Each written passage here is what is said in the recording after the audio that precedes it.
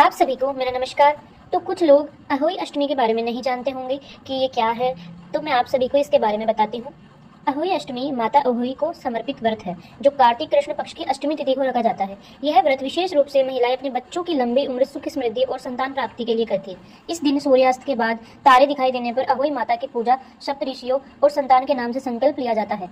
शाम को तारों को जल अर्पित किया जाता है। अहोई अष्टमी के व्रत की मुख्य मान्यता मैं आपको बताती हूँ। यह व्रत मां पार्वती के अहोई स्वरूप को समर्पित होता है। संतान की रक्षा और उन्नति हेतु अत्यंत शुभ माना जाता है। इसे करवा चौथ के 4 दिन बाद रखा जाता है। माता की छवि पर अक्सर साही बनाई जाती है क्योंकि कथा इससे जुड़ी है। अब मैं आप सभी को अहोई अष्टमी की व्रत की कथा सुनाती हूँ।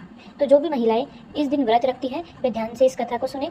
एक समय 7 बेटों की माँ एक स्त्री जंगल में मिट्टी लेने गई।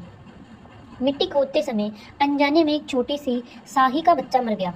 साही जंगली जानवर, उसने ध्यान नहीं दिया, पर उसी वर्ष उसके 7 बेटों की एक एक करके मृत्यु होने लगी।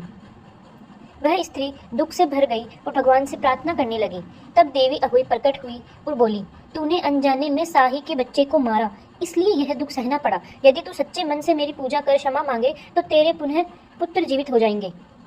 स्त्री ने अहोई माता की अष्टमी को उपवास रखकर साही की आकृति बनाकर पूजा की और क्षमा मांगी। माता ने प्रसन्न होकर उसके बच्चों को जीवन दान दे दिया।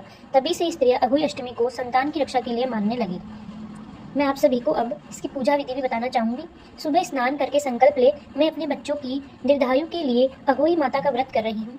शाम को दीवार पर कागज पर अहोई माता की आकृति में 7 तारों के साथ बनाए। कुमकुम, चावल, सिंदूर, दूध, जल, फल फूल से पूजा करें। बच्चों का नाम लेकर माता का स्मरण करें। तारों को जल अर्पित करें। कथा सुनकर तारे देखने के बाद व्रत खोला जाता है। अब मैं आप सभी को इस व्रत से प्राप्त होने वाला फल बताती हूँ। संतान की रक्षा, गर्भ धारण की शुभ कामना पूर्ण होती है।